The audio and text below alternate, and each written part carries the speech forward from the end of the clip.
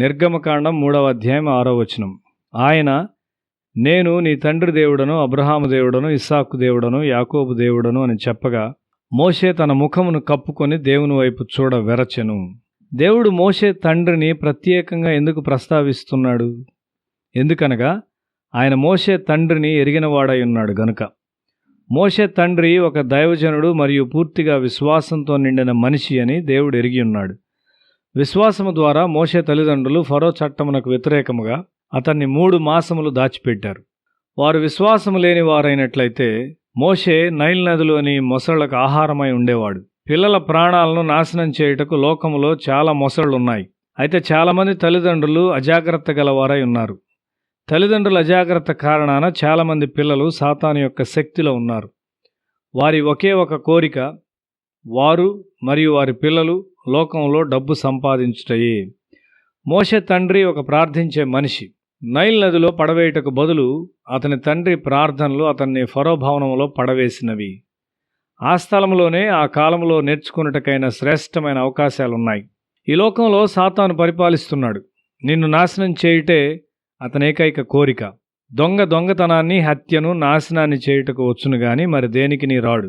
గొర్రెలకు జీవం కలుగుటకును అది సమృద్ధిగా కలుగుటకును నేను వచ్చితునని మీతో నిశ్చయముగా చెప్పుచున్నాను అని యోహాను సువార్త 10వ అధ్యాయం 10వ వచనంలో చూస్తాం. సాతాను నీ పిల్లలను నాశనం చేయాలని కోరుతున్నాడు. వారి యుక్త వయసులో వారిని నాశనం చేయాలని అతడు కోరుచున్నాడు. క్రీస్తులోని వారి విశ్వాసము నాశనం చేయబడినప్పుడు వారు చనిపోయిన వారితో సమానం. దేవుని వాక్యమును చదవని వారు సంఘ పెద్దలుగా ఉన్నప్పుడు అక్కడ విశ్వాసం అభివృద్ధి చెందదు. పిల్లలు పెద్దవారు కాకముందే, వివాహ జీవితంలో ప్రవేశించకముందే వారి విశ్వాసము నాశనం చేయబడుచున్నది. ఇశ్రాయేల్ నడిపించుటకు దేవునికి ఒక విమోచకుడు కావలసి ఉన్నాడు. ఆయన విశ్వాసము నీతిగల కుటుంబం కొరకు చూచాడు. తమ పిల్లల కొరకు విశ్వాసంతో ప్రతిదినము ప్రార్థించు తల్లిదండ్రుల కొరకు ఆయన చూచాడు. ఆయనందు విశ్వాసం ఉంచిన ఒక కుటుంబాన్ని దేవుడు కనుగొన్నాడు. పెద్ద కుమార్తె, పెద్ద కుమారుడు కూడా దేవునిలో విశ్వాసం ఉంచారు. ఒక విమోచకుడు ఎదిగే వాతావరణం అక్కడ ఉన్నది. తండ్రి, తల్లి, అక్క, అన్న వారి ప్రార్థనలతో క్రొత్తగా జన్మించిన వారిని కప్పారు.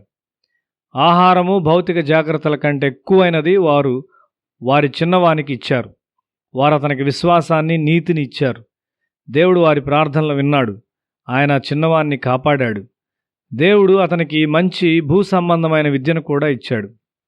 ఐగుప్తు విద్యనంతటినీ నేర్చుకున్న తరువాత తన విద్యను కొనసాగించినట్లు దేవుడు వారి ప్రార్థనలకు జవాబునిచ్చాడు. తన ఉన్నత విద్యను అభ్యసించుటకు మోషే ఐగుప్తు నుండి అరణ్యమునకు మార్చబడినాడు. మోషే ఇప్పుడు గొర్రెల సమూహంతో ఉన్నాడు. అది ఒక అరణ్యం.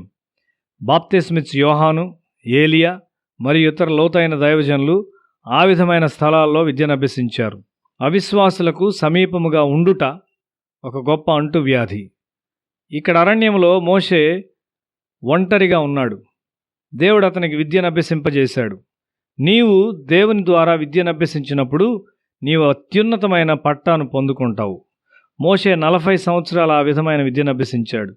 మోషే, రమ్ము, నీ తండ్రి ప్రార్థనలు జ్ఞాపకం చేసుకున్నాను. అవన్నీ నా ముందున్నాయి.